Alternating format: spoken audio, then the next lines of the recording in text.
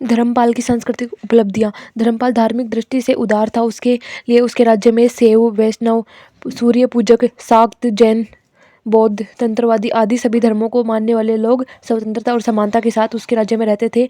यानी कि लोगों को अपना धर्म के चयन की छूट थी, तो उसका प्रचार प्रसार कर सकते थे। राज्य धर्म के आधार पर दंड, अपराध कर, आय या नियुक्ति, योग्यता में भेद नहीं करता था। वह सभी धर्मों का संरक्षण भी करता था, लेकिन बौद्ध धर्म को सबसे ज़्यादा संरक्षण मिला।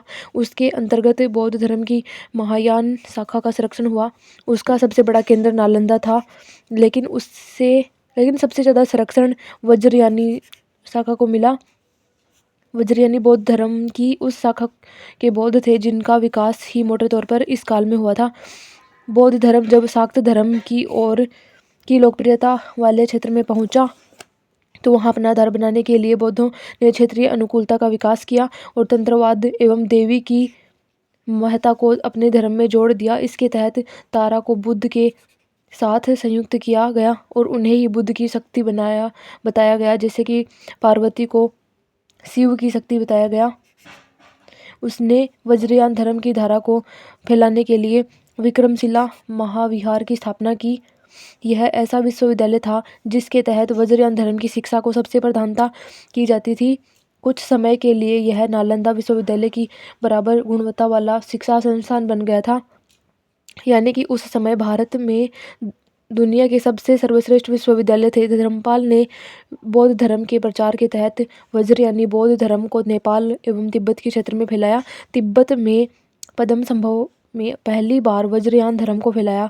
बाद में 11वीं सदी में आतिश दिनांकर ने वहाँ वज्रयानी धर्म के प्रसार में विशेष योगदान दिया। धर्मपाल का काल स्थापत्य एवं कला की दृष्टि से भी अति उल्लेखनीय है। स्थापत्य के तहत विक्रमशिला विद्यालय एवं सोमपुरी विश्वविद्यालय की संरचना उल्लेखनीय है। सोमपुरी बंगाल में है। उसने संरक्षण के लिए यूनेस्को में रखा गया है। इसके अतिरिक्त मूर्तिकला, चित्रकला आदि के क्षेत्र में भी यह काल विशेष रूप से उल्लेखनीय है। मूर्ति कला के तहत पत्थर, धातु और मिट्टी तीनों का निर्माण हुआ था। लघु चित्रकला की शुरुआत हुई थी। निष्कर्षतः यह कहा जा सकता है कि धर्मपाल अपने युग के भारत के महान शासकों में से एक था और हम उसे बंगाल के इतिहास का सबसे महान शासक भी कह सकते हैं, जो न कि एक बड़े साम्राज्य पर शासन किया, बल्कि उसने बंगाल में औद्योगिक एवं व्यापारिक क्षेत्र में उन्नति को बढ़ावा दिया और उसका काल कई तरह के शासन उपलब्धियों से परिपूर्ण दिखता है। शिक्षा को दिया गया उसके द्वारा संरक्षण सबसे ज़्यादा ऐतिहासिक महत्व का है, जिसके कारण उसे हम अति दुर्लभ शासकों की श्रेणी में रख सकते हैं। देवपाल एक योग्य पिता का एक योग्य पुत्र था। उसने धर्मपाल के द्वारा बनाई गई उपलब्धियों को अक्षुण्ण बनाए रखा। यानी कि त्रिपक्षीय संघर्ष में पालों का प्रभुत्व देवपाल के काल तक बना रहा। वह प्रतिहार राजा मिहिर भोज को हराया था। सांस्कृतिक क्षेत्र में उसने धर्मपाल के करण का पोषण और संवर्धन किया। यानी कि वह भी धार्मिक रूप से उदार था, लेकिन बौद्ध धर्म को ज़्यादा संरक्षण देता था। उसके काल में कला, स्थापत्य एवं शिक्षा के क्षेत्र में उत्तरोत्तर उन्नति होती रही। दक्षिण पूर्व एशिया के शैलेंद्र शासक के निवेदन पर उसने वहां से आकर शिक्षा प्राप्त करने वाले नालंदा विश्वविद्यालयों के हॉस्टल निर्माण के लिए भूमि अनुदान भी दिया था। देवपाल के बाद पाल वंश पतन की ओर मुड़ गया और लगभग 50 वर्षों तक स्थिति डालमडोल रही और उसके पश्चात महिपाल ने एक बार फिर से पालों को सशक्त बनाया। इसके माध्यम से पालों को जो ऊर्जा दोबारा मिली, उसकी वजह से महिपाल को दूसरा वास्तविक संस्थापक कहा जाता है। हालांकि इसके काल में दक्षिण चोल वंशी राजा राजेंद्र प्रथम का बंगाल पर हमला हुआ था और चोल स्रोतों में राजेंद्र प्रथम को इस युद्ध में विजेता बताया जाता है। इस वंश का अंतिम उल्लेखनीय शासक रामपाल था, जिसकी जानकारी के स्रोत रामपाल चरित, जीवन चरित है उनका। इसके लेखन संध्याकार नंदी थे। दंडिन का है काव्यादर्श 10 कुमार चरित, कवि राजमार्ग अमोघ वर्ष। पालकालीन संस्कृति, भाषा एवं साहित्य। इस काल में संस्कृत भाषा का प्रसार पूर्वी भारत में हुआ, जो भूमि अनुदान के रास्ते हुआ। भूमि अनुदान ब्राह्मणों को भी दिया गया, उसने ब्राह्मणों के गांवों का विकास हुआ। आर्य संस्कृति फैली, इससे संस्कृत भाषा का प्रसार हुआ। वेद, उपनिषद, पुराण, महाकाव्य, धर्म शास्त्र आदि का भी प्रसार हुआ, जिससे उनके धर्म, समाज, साहित्य सबको इससे बल मिला। पाल काल में पहली बार बंगाल भाषा का भी उभार हुआ। इसके तहत चर्या पद का लेखन आरंभ हुआ। इसका संबंध सहज यानी बौद्ध धर्म से है। धर्म विविधता थी। धर्म में वैष्णव और शैव शाक्त धर्म अच्छे से फल फूल रहा था, जो सूर्य की पूजा हो रही थी। बौद्ध जैन भी था, तंत्रवाद भी फल फूल रहा था। बौद्ध धर्म की शाखाएं थी, वज्रयान, महायान और सहजयान। विविधता के मध्य प्रतिस्पर्धा तो थी, लेकिन शांतिपूर्ण सहअस्तित्व और समायोजन की धारा ज़्यादा मजबूत थी।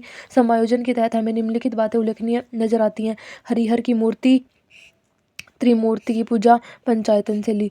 एक प्रधान देवता और अन्य देवता गौण होते थे इसमें, पंचायतन शैली में के साथ अन्य देवता होते थे। विभिन्न धर्मों पर तंत्रवाद का प्रभाव दृष्टिगत हुआ इस काल में। इसका प्रभाव हमें देवियों की बढ़ती हुई महत्ता में भी दिखता है। बौद्ध धर्म की वज्रयानी धारा में तारा को बुद्ध की शक्ति के रूप में स्वीकार करना इसी का प्रमाण है। काली पूजा, महिषासुर मर्दिनी की पूजा, अन्य देवियों की पूजा, संवाद के तहत 64 योगिनी की पूजा विशेषता उल्लेखनीय है। तंत्रवाद के तहत ही यह मान्यता थी कि मनुष्य तंत्र साधना कर कुंडली जागरण के रास्ते अलौकिक शक्तियाँ प्राप्त कर सकता है। इसके लिए उन्होंने विभिन्न मुद्राओं एवं पद्धतियों को आवश्यक बताया, जैसे कि मत्स्य मुद्रा, मिथुन, मेल फीमेल संबंध, इन्हें वो मुक्ति और शक्ति का माध्यम मानते हैं। इनकी यह पद्धति स्वतः तो ज़्यादा लोकप्रिय नहीं हो सकी, लेकिन विभिन्न धर्मों का इसका गहरा प्रभाव पड़ा। इसलिए तंत्रवादी प्रभाव वाले मंदिरों में उनके दृश्यों का भरमार दिखता है। भले ही वो मंदिर शिव के हों, सूर्य के हों, विष्णु के हों या देवी शक्ति के हों, तंत्रवाद की धारा सिर्फ पूर्वी भारत की तरफ सीमित नहीं थी। इसके अतिरिक्त उसका प्रसार मध्य भारत जैसे बुंदेलखंड, जबलपुर आदि में भी विकसित हुई। इसके अतिरिक्त इसका प्रभाव गुजरात, महाराष्ट्र, राजस्थान आदि क्षेत्रों में हुआ। इसका प्रमाण कश्मीर और उत्तराखंड में भी मिलता है। तंत्रवाद की आलोचना यह कहते हुए होती है कि पंचमकार मानव को नैतिक स्तर पर नीचे ले जाता है, लेकिन इसकी विशेषता यह थी कि इसमें वर्ण एवं लिंग का भेद नहीं था। वस्तुतः इसका उद्भव ही जाति भेद एवं पितृसत्ता के विरुद्ध एक विद्रोह के रूप में हुआ था। आगे चलकर इसका प्रभाव तंत्र घट गया, जब भक्ति आंदोलन नए स्वरूप में उपजा, जिसमें नैतिकता एवं सादगी पर विशेष बल दिया गया। हरिहर, शिव और विष्णु, त्रिमूर्ति, ब्रह्मा, शिव और महेश, पंचायतन शैली एक प्रधान, अन्य सम्माननीय परंतु गौण थे।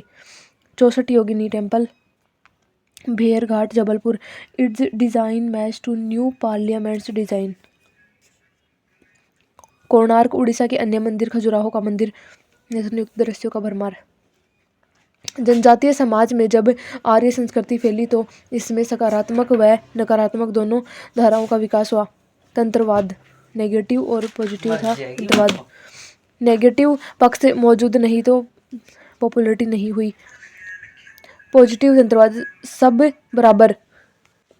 नेगेटिव तंत्रवाद ये था कि नैतिक पक्ष मौजूद नहीं तो पॉपुलरिटी नहीं हुई थी इसकी। और पॉजिटिव तंत्रवाद सब बराबर थे, महिला की दशा उच्च थी, प्रकृति पोषण का भाव उच्च था, प्रकृति का औषधीय विकास उन्नत था। एग्रीकल्चर, इंडस्ट्री, ट्रेड, मौद्रिक इकोनॉमी, मॉडर्न स्टेट, जीवन स्तर उच्च हुआ। शासक की धार्मिक नीति सबको समानता, सबको संरक्षण देने की थी। बौद्ध धर्म विशेषतः वज्रयान को ज़्यादा संरक्षण मिला। बौद्ध धर्म की दृष्टि से पाल काल के महत्व को आरेखित करें। भारत के इतिहास में पाल वंश अंतिम वंश है जिससे बौद्ध धर्म को संरक्षण दिया। आदि इसे काल की दृष्टि से देखें तो बंगाल, बिहार के अतिरिक्त बौद्ध धर्म का पतन लगभग हो चुका था या वह पतनोन्मुख था। देश की दृष्टि से देखें तो पाल के पहले बंगाल का शासक कट्टर बौद्ध विरोधी था, शशांक। शशांक के बारे में कई कहानियां प्रचलित हैं। उसने बोधि वृक्ष को भी काट दिया था। उसी देश में पालों के काल में बुद्धिज्म सबसे ज़्यादा संरक्षण प्राप्त धर्म बन गया। पालों के बाद का सेन वंश बौद्धों का विरोधी ही था। बुद्धिज्म महायान नालंदा का था। वज्रयान विक्रमशिला, ओदंतपुरी, जगदल और सहजयान तारियापद साहित्य। इससे संबंधित विश्वविद्यालय, मूर्तियाँ, चित्रकला, साहित्य आदि का प्रसार हुआ। तंत्रवाद का विकास ही भेदभाव के खिलाफ आवाज के रूप में हुआ था। आर्य संस्कृति के प्रसार से महिला की दशा में गिरावट आई एवं भेदभाव को बल मिला। तंत्रवाद के रास्ते मानव चाहे तो अलौकिक शक्तियाँ इस साधना से विकसित कर सकता है। पंचमकार आर्य समाज के प्रसार के नकारात्मक पहलू के विरुद्ध इसका विस्तार हुआ। इस धर्म के अंतर्गत हमें शूद्र एवं महिला आचार्य भी नजर आते हैं, क्योंकि यह धर्म जाति को नहीं मानता, यह समानतावादी था। यह प्रकृति की समझ एवं औषधीय ज्ञान भी देता है। जहाँ साइंस एंड टेक्नोलॉजी के लोग प्राकृतिक आपदा से मारे जाते हैं, वहीं जनजातीय लोग अपनी परंपरागत समझ के आधार पर पहले ही तटों से दूर जाकर अपने आप को बचा लेते हैं। इसकी सीमाएं, इसमें नैतिकता की कमी थी, यह आलोचकों का कहना था। इस वजह से यह धर्म काफ़ी पॉपुलर नहीं हो पाया। हालांकि इसका प्रभाव अन्य धर्मों पर पड़ा। दूसरे धर्मों को प्रभावित करने का प्रमाण यह था कि सभी धर्मों में अब देवी का स्थान महत्वपूर्ण हो गया। ऐसी कुछ मूर्तियाँ नजर आती हैं जो मिथुन का रिप्रेजेंट करती हैं। इन धर्मों का प्रचार केवल पूर्वी भारत तक सीमित नहीं रहा, बल्कि इसके अलग अलग भारत के अन्य क्षेत्रों में भी प्रसार हुआ। कुंडली जागरण का सिद्धांत दिया। पाल कला एवं स्थापत्य कला, मूर्ति कला, चित्रकला एवं अन्य प्रकार के शिल्प, नृत्य, संगीत, अभिनय आदि, यानी कि पाल काल के दौरान हमें प्रस्तुति कला के साथ ही दृश्य कला का भी विकास हुआ। म्यूजिक, डांस, ड्रामा, चित्रकला, मूर्तिकला, अन्य शिल्प, कपड़े पर कढ़ाई, ज्वेलरी, सिक्के, शंख। इस काल की कला में प्रस्तुति कला विकासमान तो थी, लेकिन दृश्य कला ज़्यादा उन्नतिशील थी। इसके अंतर्गत चित्रकला में उल्लेखनीय बात यह है कि भारत में पहली बार लघु चित्रकला का विकास हुआ। इसके अंतर्गत ताम्रपत्रों पर बौद्ध विषयों का चित्रांकन उल्लेखनीय है। मूर्तिकला की दो धाराएं दिखती हैं, एक तो भवनों के अंदर का रिलीफ वर्क और दूसरा स्वतंत्र मूर्तियों का विकास।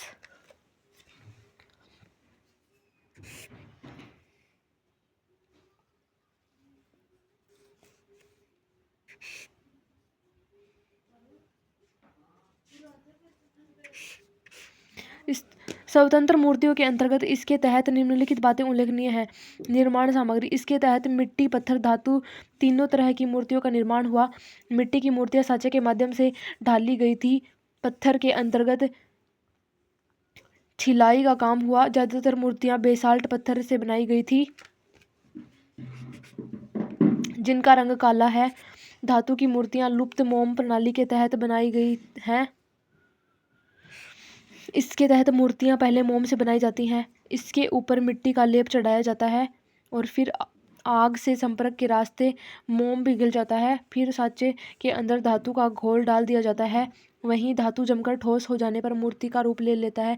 इसके अंतर्गत कांसे की मूर्तियां बड़ी संख्या में बनाई गई। साथ ही साथ अष्ट धातु की मूर्तियां का भी निर्माण हुआ। मूर्तिकला का विषय सामान्यतः धार्मिक है। इसके तहत शिव, पार्वती, विष्णु, दुर्गा, काली, बुद्ध, तारा, बोधिसत्व आदि की मूर्तियां बड़ी संख्या में बनाई गई हैं। इससे यह पता चलता है कि समाज धार्मिक था, धार्मिक विविधता थी, संघर्ष कम था, सह अस्तित्व और ज़्यादा महत्वपूर्ण था। मूर्तियों का निर्माण विभिन्न मुद्राओं में हुआ है, जैसे कि पद्मासन में ध्यान मुद्रा, अभय मुद्रा, धर्म चक्र, परिवर्तन मुद्रा, भूमि स्पर्श मुद्रा आदि। इन मूर्तियों में निर्माण का कलात्मक कौशल उन्नत स्तर का था, लेकिन यदि हम गुप्त मूर्तिकला से इसकी तुलना करें तो इसमें साज सज्जा तो ज़्यादा नजर आती है, लेकिन स्वाभाविक ही कुछ कमी लगती है। मोरल पेंटिंग, भित्ति चित्र, अभय मुद्रा,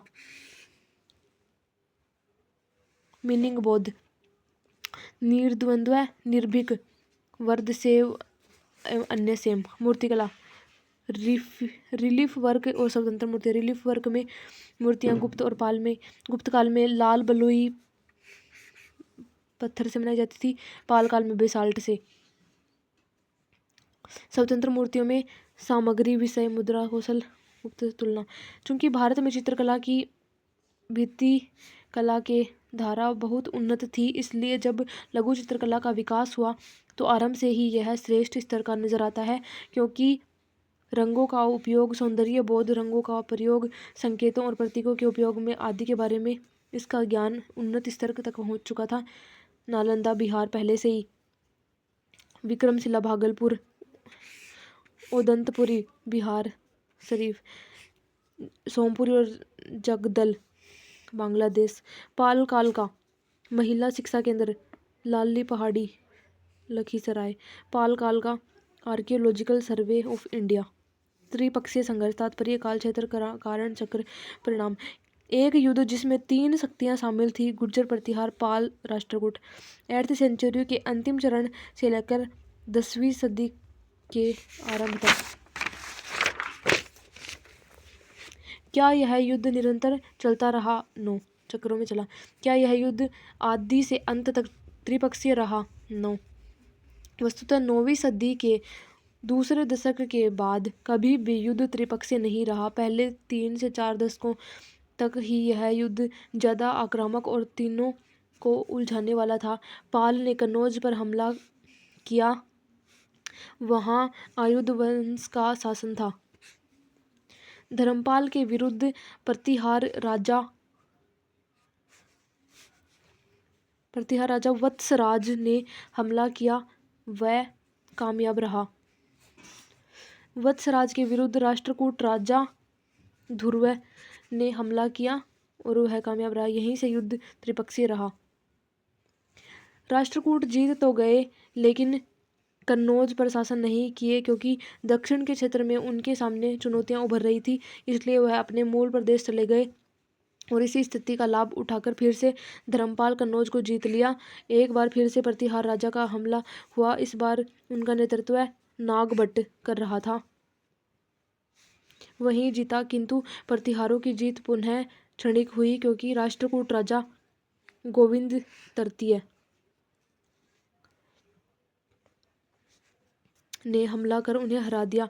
गोविंद तृतीय भी वहां राज नहीं कर सका, क्योंकि उसके विरुद्ध दक्षिण में एक मोर्चा बन गया था, जिससे निपटने के लिए उसे दक्षिण जाना पड़ा। इस तरह से हम देखते हैं कि युद्ध विध्वंसक एवं अनिर्णायक ही रहा, कहा जाता है। राष्ट्रकूटों के लौटने के बाद धर्मपाल ने फिर कन्नौज पर नियंत्रण कर लिया। इस बार प्रतिहारों का हमला नहीं हुआ, क्योंकि वो आंतरिक कलह का शिकार थे। राष्ट्रकूटों ने भी कोई कार्यवाही नहीं की। 814 ईस्वी में अमोघ वर्ष राष्ट्रकूट राजा बना। अमोघ वर्ष जो 878 ईस्वी तक वहां शासन किया, वह साम्राज्यवादी नहीं था। इसलिए इस दौर में राष्ट्रकूट, जो कि महाराष्ट्र के क्षेत्र में शासन करते थे, वो उत्तर की ओर नहीं आए। इसलिए इस दौर में यह युद्ध त्रिपक्षीय नहीं रहा। पहले दौर का शासक राष्ट्रकूट था, किंतु उसकी जीत अस्थायी ही सिद्ध हुई। दूसरे दौर का विजेता राष्ट्रकूट थे, जिनकी विजय भी अस्थायी सिद्ध हुई। तीसरे दौर में पालों की विजय हुई और लगभग 40 वर्षों तक पाल कन्नौज पर अपना प्रभुत्व बनाए रखने में कामयाब हुए। इस दौरान चौथे चक्र का युद्ध भी हुआ, जिसके तहत धर्मपाल के पुत्र देवपाल के काल में मिहिर भोज ने हमला किया और जिससे वह विफल रहा। मिहिर भोज ने देवपाल के मरने के बाद तब कन्नौज पर हमला किया।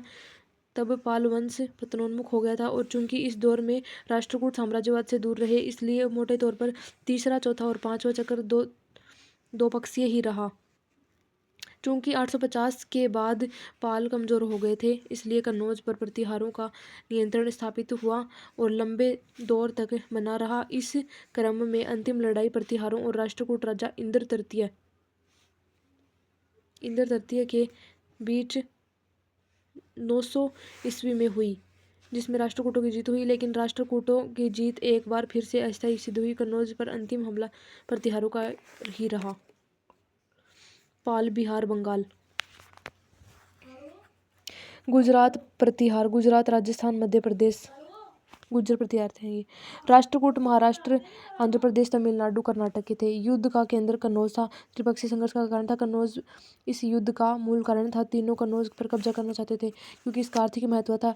वह कृषि द्वाब का है, इसलिए उर्वर एवं भू राजस्व से संपन्न है। यह व्यापार एवं उद्योग का भी केंद्र था। इससे भी राजस्व की प्राप्ति होती थी।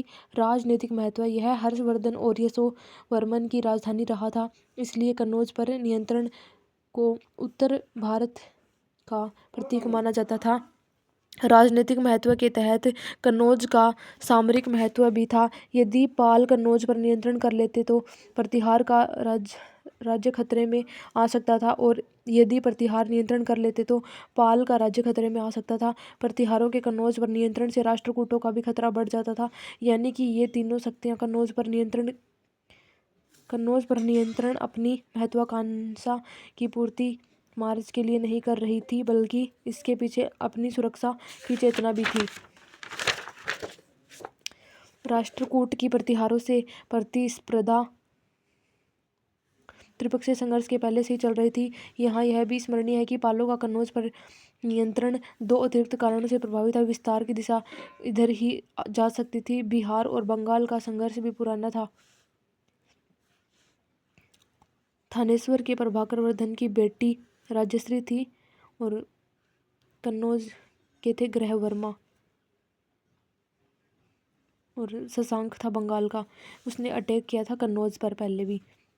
अदर वेस्ट बंगाल जैसे ग्रह वर्मा और शशांक की भी लड़ाई होती थी, और हर्षवर्धन और बंगाल की लड़ाई भी होती थी शशांक के साथ, और ये 100 वर्मन की बंगाल जीत हुई थी। कन्नौज पाल बंगाल गोडवाहू विजय। वाकपति यशो वर्मन को कहा कन्नौज आयुध। त्रिपक्षीय संघर्ष। राष्ट्रकूट और पाल और गुर्जर प्रतिहार की महत्वाकांक्षाओं के बीच कुछ अंतर भी दृष्टिगत होता है। पाल और प्रतिहार कन्नौज को लेकर जितना प्रतिबद्ध थे, राष्ट्रकूटों में उतनी प्रतिबद्धता का प्रमाण नहीं मिलता। इसलिए कुछ इतिहासकार राष्ट्रकूटों के उत्तरी अभियान को विजयीसु भी बोलते हैं। अर्थ है कि जीत के लिए जीत का भाव। राष्ट्रकूट अगर साम्राज्यवादी होते तो कन्नौज को दीर्घजीवी बनाने का उपाय करते। निश्चित रूप से वो लूटपाट ही करते होंगे। कन्नौज नॉर्थ में था राष्ट्रकूट,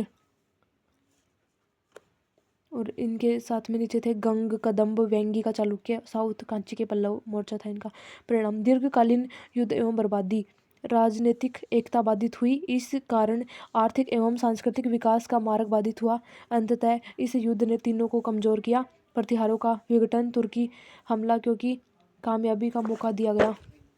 प्रतिहार वंश 730 से 1030 ईस्वी तक चला था। गुर्जर प्रतिहार क्यों कहते हैं, इस विषय को लेकर मतभेद है। यह है कि गुर्जर खर्जर से बना है, और खर्जर एक जाति है जो मध्य एशिया से हूणों के साथ भारत आए थे। प्रतिहार इनकी एक उपजाति का नाम था, यानी कि ये विदेशी थे। इस मत को स्वीकार करने का तात्पर्य यह हुआ कि हम राजपूतों को विदेशी सिद्ध करेंगे, क्योंकि कई बड़े बड़े राजपूत वंशी गुर्जर प्रतिहार वंश के विघटन से ही उपजे हैं।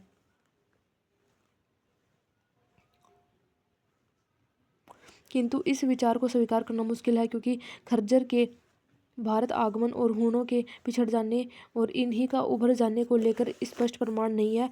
उस समय के अरब यात्री गुर्जर शब्द को जाति या वंश से नहीं, बल्कि क्षेत्र से जुड़ा हुआ बताया, यानी कि ये गुजरात के क्षेत्र में पैदा हुए थे। उन्हें प्रतिहार इसलिए कहा जाता है क्योंकि ये अपने को लक्ष्मण का वंशज मानते थे।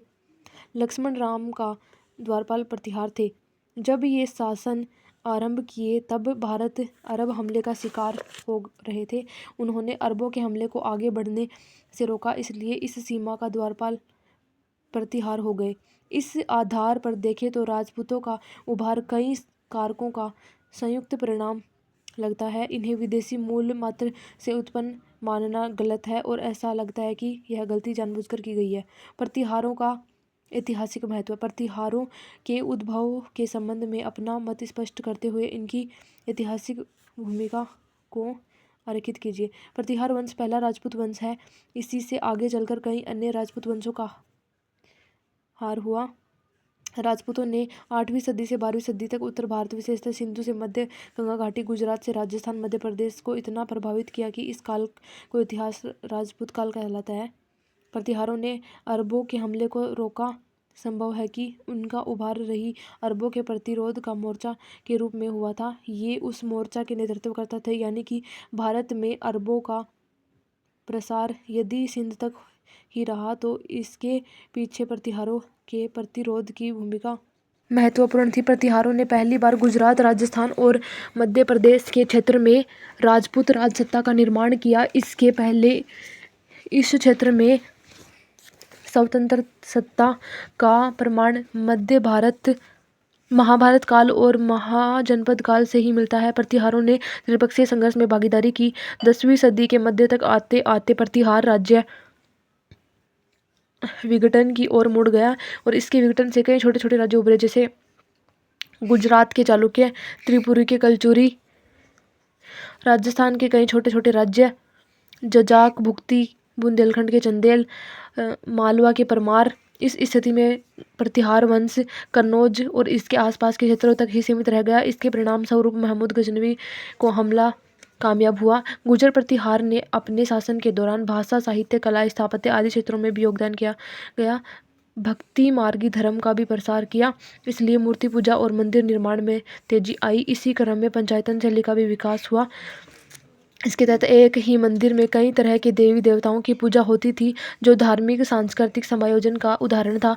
इनकी धार्मिक नीति उदार थी। शासक सभी धर्मों को स्वतंत्रता देता था, सभी के प्रति समानता की नीति अपनाता था, सभी धर्मों को संरक्षण देता था। इसके तहत ब्राह्मण धर्म की कर्मकांडी पद्धति, भक्ति मार्गी धर्म, सूर्य पूजा, जैन धर्म आदि सभी का संरक्षण हुआ। इस दौर में विभिन्न देवियों की पूजा का भी विकास हुआ, जैसे लक्ष्मी पूजा के लिए मंदिर का निर्माण उल्लेखनीय है। तंत्रवाद का प्रसार भी इस क्षेत्र में हुआ, किंतु शासक के सिक्कों पर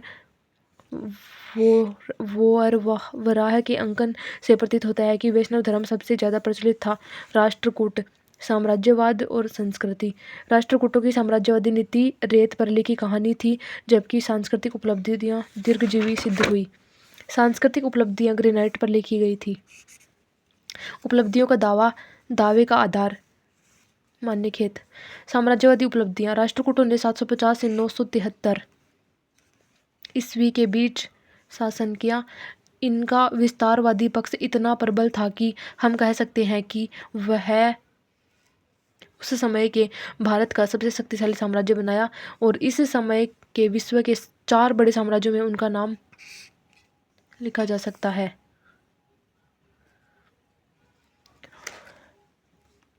राष्ट्रकूट अपने दक्षिणी एवं पूर्वी क्षेत्रों में काफ़ी प्रबल थे।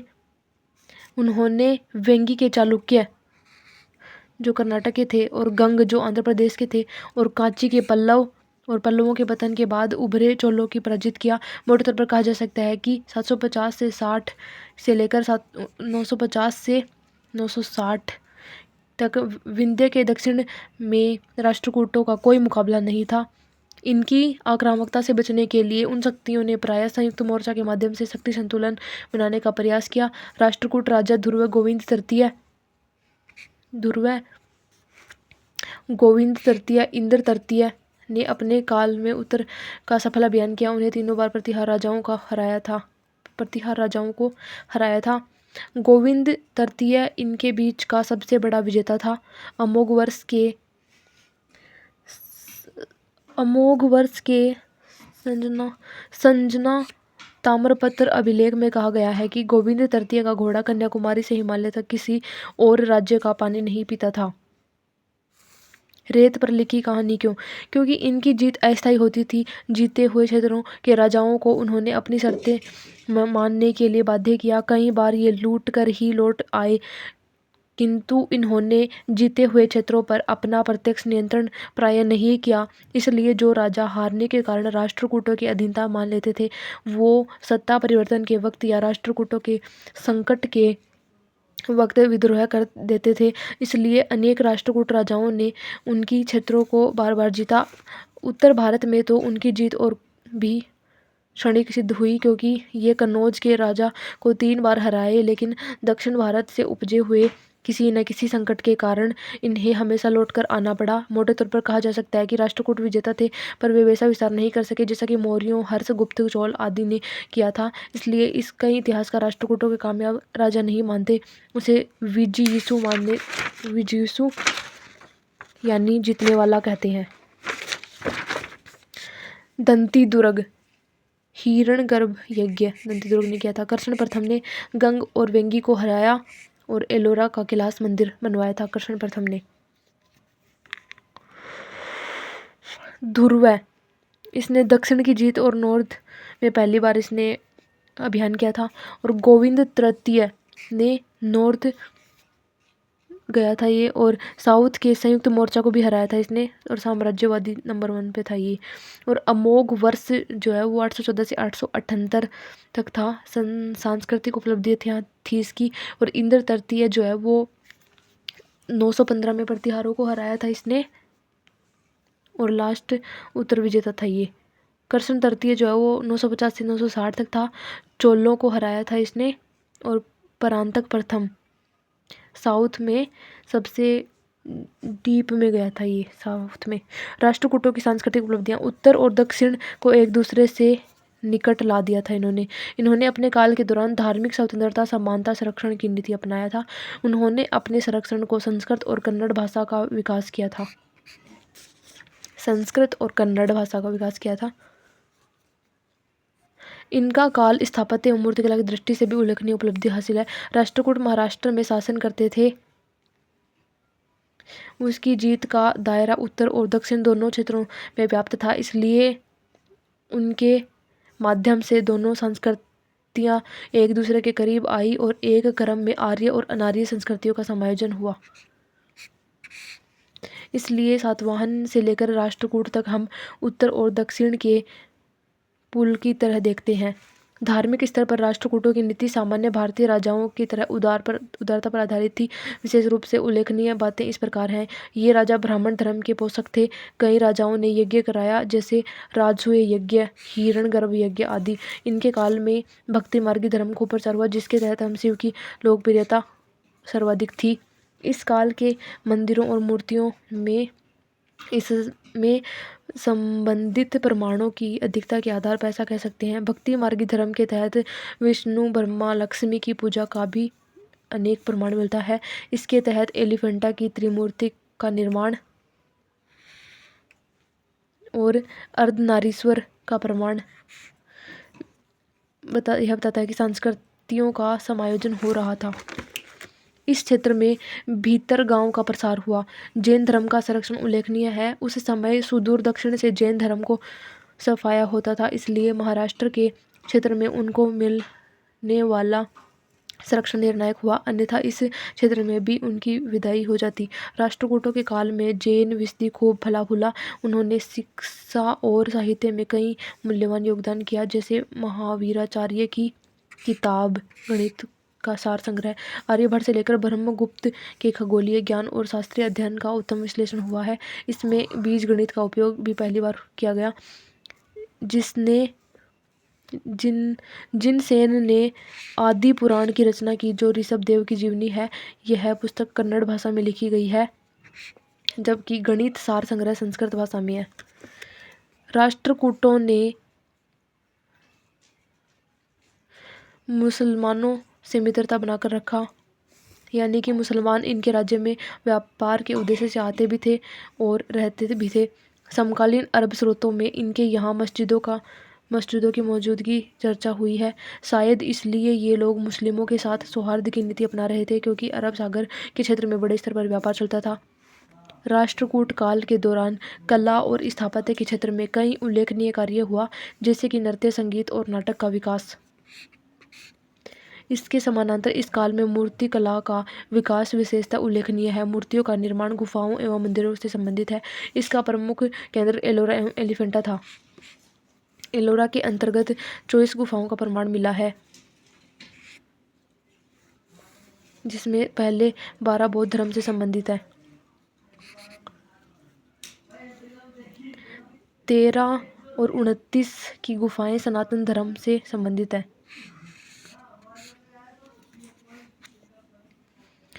30 और 34 तक की गुफाएं जैन धर्म से संबंधित है। 30 और 34 गुफाओं ने इनकी स्थापत्य के योगदान का प्रमाण उपलब्ध कराया। पहाड़ी को काटकर गुफा निर्माण की शुरुआत अशोक ने किया, जिसकी पराकाष्ठा राष्ट्रकूटों के काल में एलोरा एलिफेंटा में दिखती है। एलोरा के अंतर्गत कैलाश मंदिर सबसे अधिक उल्लेखनीय है। इसका आकार सबसे बड़ा है। इसका निर्माण पहाड़ को ऊपर से ही काटकर हुआ था। निर्माण की शैलीगत विशेषताएं मूलतः द्रविड़ शैली से प्रभावित है। स्थापत्य के अतिरिक्त इस मंदिर में श्रेष्ठ मूर्तिकला का भी प्रमाण मिलता है। एलोरा के साथ एलिफेंटा की मूर्तियों को मिलाकर देखें तो पशुओं की मूर्तिकला की दृष्टि से यह भारत के इतिहास गुफाओं की मूर्तिकला की दृष्टि से भारत के इतिहास में सर्वश्रेष्ठ उदाहरण कहा जा सकता है। इन मूर्तियों के तहत एलोरा की नंदी की मूर्ति एवं एलिफेंटा की त्रिमूर्ति 20 फीट ऊंची है। नटराज, अर्धनारीश्वर आदि मूर्तियां विशेषता उल्लेखनीय है। इन मूर्तियों में निर्माण कला का संतुलन, विभिन्न मुद्राओं की अभिव्यक्ति एवं भावों की प्रस्तुति एवं सौंदर्य का समाहार श्रेष्ठ स्तर पर हुआ है। राष्ट्रकूटकालीन भाषा एवं साहित्य। राष्ट्रकूट राजाओं ने बड़ी संख्या में ब्राह्मणों को भूमि अनुदान दिया। इससे अग्रहारों ब्राह्मणों का गांव का विनाश हुआ। उन्होंने अपने यहाँ के लोगों को संस्कृत भाषा पढ़ाया। इससे उन क्षेत्रों में वैदिक एवं अन्य सनातनी साहित्य का प्रसार हुआ। मंदिर भी शिक्षा के केंद्र हुआ करते थे, जिससे भाषा, साहित्य, व्याकरण, धर्म, दर्शन का विकास हुआ। इस दौरान संस्कृत भाषा की श्रेष्ठ रचनाओं में महावीराचार्य की गणित सार संग्रह आदि को रखा जा सकता है। किंतु इस काल की सबसे बड़ी उपलब्धि कन्नड़ भाषा के विकास की है। कन्नड़ भाषा की आरंभिक अवस्था हमें कदंब के काल में नजर आती है, किंतु साहित्यिक भाषा के रूप में उसका विकास राष्ट्रकूटों के काल में ही हुआ। अमोघवर्ष के द्वारा लिखी गई कवि राजमार्ग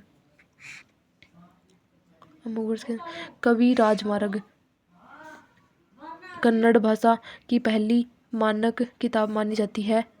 यह पुस्तक बताती है कि साहित्यकारों को किन बातों का ख्याल रखना चाहिए। इसकी प्रेरणा स्रोत पुस्तक काव्य दर्श को माना जाता है। कन्नड़ भाषा के त्रिरत्नों में सबसे महान साहित्य पंपा इसी काल में हुए थे। उन्होंने महाभारत को कन्नड़ भाषा में लिखा, जिसे पंपा भारत कहा जाता है। राष्ट्रकूटों के काल में कन्नड़ भाषा के विकास का एक बड़ा कारण यह था कि क्षेत्रीय राज्यों के उभार के काल में क्षेत्रीय संस्कृति का भी उभार हुआ और इसी के तहत क्षेत्रीय भाषा का भी। राष्ट्रकूटों के बाद के काल में कन्नड़ भाषा के विकास में लिंगायत आंदोलन की महत्वपूर्ण भूमिका रही। उनका आगम साहित्य वचन शास्त्र कहलाता है, जो कन्नड़ भाषा में हुआ।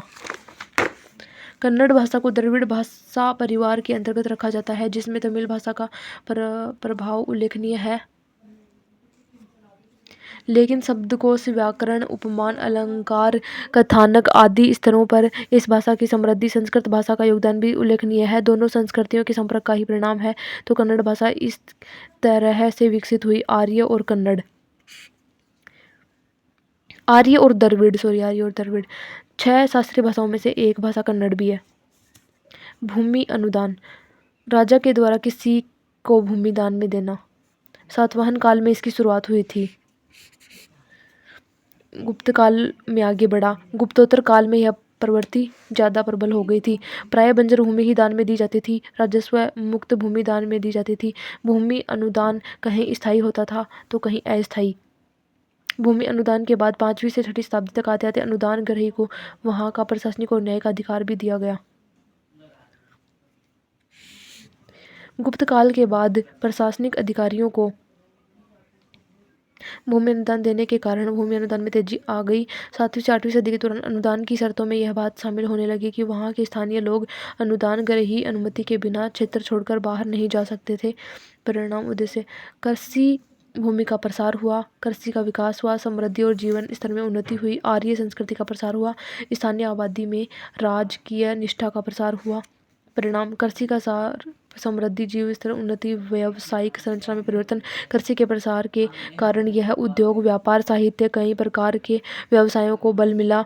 बढ़ती समृद्धि ने सांस्कृतिक एवं कृषि के प्रसार के कारण यह उद्योग, व्यापार, साहित्य, कई प्रकार के व्यवसायों को बल दिया। बढ़ती समृद्धि ने सांस्कृतिक एवं राजनीतिक विकास को भी बल दिया, जिससे कई नए प्रकार के व्यवसाय उभरे और महानगरीय जीवन को बल मिला।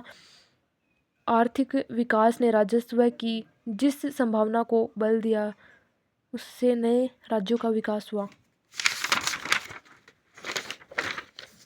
इसी के बदौलत क्षेत्रीय राज्यों का उभार हुआ। इस क्षेत्रीय राज्यों के माध्यम से क्षेत्रीय संस्कृति का भी विकास हुआ। इसके तहत क्षेत्रीय भाषा, कला, स्थापत्य आदि का विकास उल्लेखनीय है। किंतु यह नहीं कह सकते कि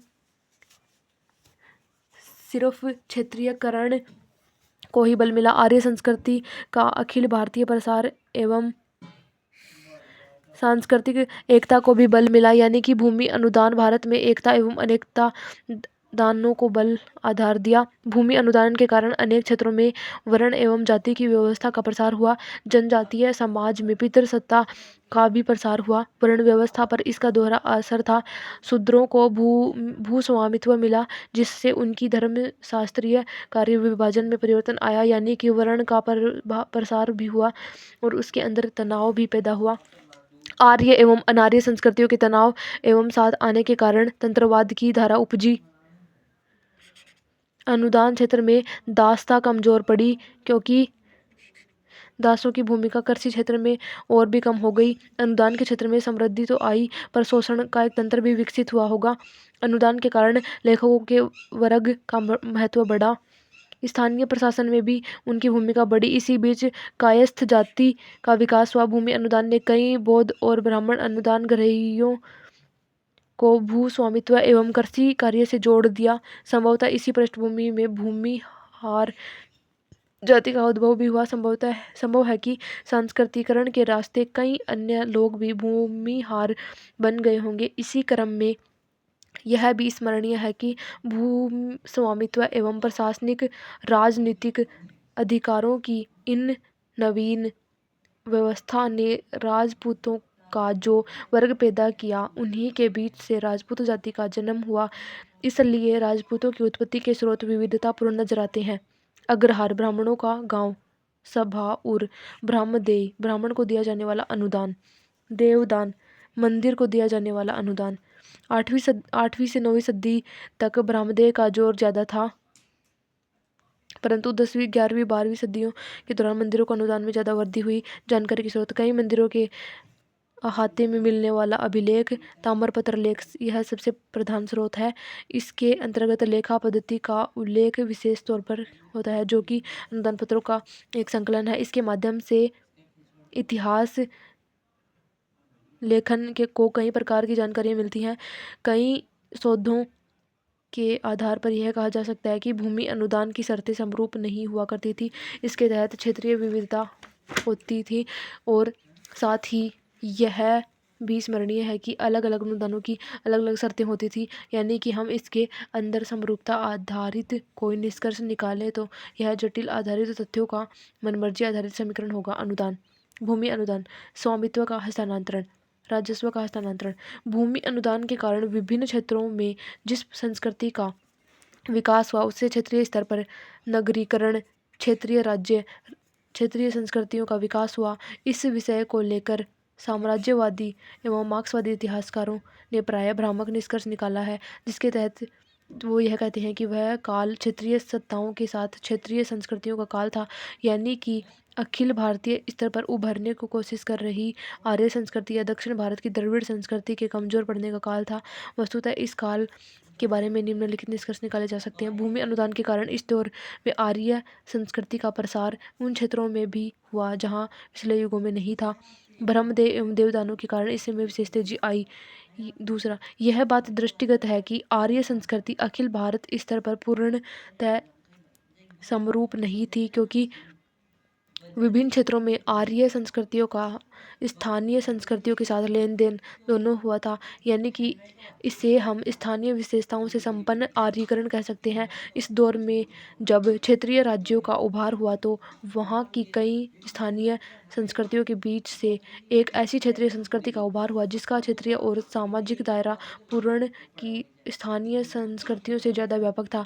इनके विकास में निम्नलिखित कारकों का योगदान देखा जा सकता है: स्थानीय संस्कृतियों का आपसी संपर्क, यहाँ की समृद्धि एवं नगरीकरण, क्षेत्रीय राज्यों का उभार एवं संरक्षण, आर्य संस्कृति से संपर्क एवं प्रभाव। दक्षिण भारत की स्थानीय संस्कृतियों के विकास में आर्य संस्कृति के साथ ही द्रविड़ संस्कृति का भी गहरा प्रभाव देखा जा सकता है। इसे हम निम्नलिखित उदाहरणों के माध्यम से समझ सकते हैं। पल्लव काल में अलवार एवं नयनार संतों ने भक्ति तमिल भक्ति आंदोलन का विकास किया। इसका देव समूह पुराणों एवं महाकाव्यों वाला था। इसके विचारों में वेदों और उपनिषदों का प्रभाव दिखता है। बाद के कई आचार्यों ने जैसे रामानुजाचार्य आदि ने इस पर विशेष बल दिया, जबकि इसकी भाषा तमिल थी और फिर इन्होंने शिव और विष्णु का व्यक्तित्व गढ़ने में स्थानीय संस्कृति का प्रभाव भी उदारतापूर्वक अपनाया। जैसे कि दक्षिण भारत में विष्णु को बैकुंठ पेरुमल के रूप में पूजा जाता है। यह भी स्मरणीय है कि इन संतों और कवियों की भाषा तमिल थी। पल्लव काल के भक्ति आंदोलन ने बड़े पैमाने पर मंदिरों का निर्माण को सांस्कृतिक आधार दिया, जो चोल काल में शीर्ष पर पहुंचा। इसी क्रम में मंदिरों के निर्माण की द्रविड़ शैली का विकास हुआ। कृष्णा नदी से कन्याकुमारी के बीच मंदिरों के निर्माण का शैलीगत विशेषताओं में बड़े स्तर पर समरूपता विकसित हुई। इसी दौरान उत्तर भारत में हिमालय से विंध्य पर्वत के बीच मंदिर निर्माण की नागर शैली विकसित हुई। उड़ीसा से लेकर बिहार, बंगाल, उत्तर प्रदेश, मध्य प्रदेश, राजस्थान, गुजरात, कश्मीर आदि क्षेत्रों में जैसे मंदिर बने हैं, उनमें कुछ क्षेत्रीय विविधताओं के समानांतर नागर शैली की समरूपता के कई बिंदु भी दृष्टिगत होते हैं। इस क्रम में यह भी स्मरणीय है कि विंध्य पर्वत से कृष्णा नदी के बीच जो मंदिर बने हैं, उनमें कुछ स्थानीय विशेषताओं के साथ उत्तर की नागर एवं दक्षिण की द्रविड़ संस्कृति का गहरा असर था। इसलिए इसे बेसर शैली भी कहा गया।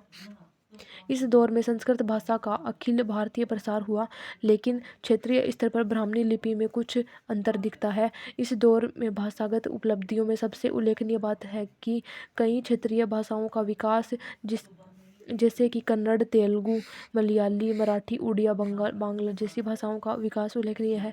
कन्नड़, तेलुगु, मलयाली, मराठी द्रविड़ आदि मानी जाती हैं। हालांकि इनके विकास में संस्कृत का भी अहम योगदान था, जिसके तहत शब्दकोश, व्याकरण, अलंकार, उपमान, कथानक, काव्यशास्त्र के स्तर का योगदान उल्लेखनीय है। स्मरणीय है कि इस दौर में बड़ी संख्या में तमिल, तेलुगु, कन्नड़, उड़िया आदि भाषाओं में महाकाव्यों का स्थानीय प्रसंस्करण तैयार हुआ। पूर्व मध्य काल को सांस्कृतिक स्तर पर क्षेत्रीयकरण का काल कहना किस हद तक युक्तिसंगत है? पूर्व मध्य काल में क्षेत्रीय भाषाओं के विकास को स्पष्ट करते हुए इसके विकास में संस्कृत भाषा के योगदान का मूल्यांकन करें। जिम्मेदार कारकों की पहचान करें। कन्नड़ भाषा के विकास को दर्शाते हुए इसके नए जिम्मेदार कारकों की पहचान करें। तमिल भाषा के विकास एवं इसके जिम्मेदार कारकों की पहचान करें। भूमि अनुदान के कारण स्थानीय स्तर पर एक प्रभु वर्ग आ गया, जिसके कर लेने का अधिकार, न्यायिक अधिकार, प्रशासनिक अधिकार आ गया, तो वह बाध्यता करने लगा, जैसे उपहार के लिए बाध्य, अतिरिक्त कर के लिए बाध्य, बेगारी, विष्टि, जातिभेद। कायस्थ वर्ग की चर्चा याज्ञवल्क्य की स्मृति में है।